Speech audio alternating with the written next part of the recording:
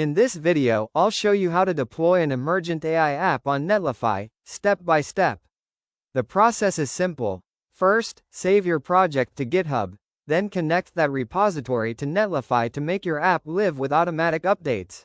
Open your project in Emergent AI and make sure everything works correctly using the preview option. This step is important before publishing the app. From the project settings in Emergent AI, choose the option to save the app to GitHub. You'll need to connect your GitHub account and select or create a repository. Sign in to Netlify, click Add New Site, and select Import from Git. Choose GitHub as the provider and select the repository with your Emergent AI app.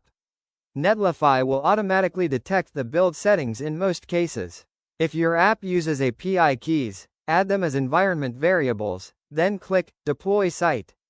Once the deployment finishes, Netlify will provide a live URL for your app. Any future changes you push to GitHub will automatically redeploy the site. That's it. Your Emergent AI app is now live on Netlify with continuous deployment enabled.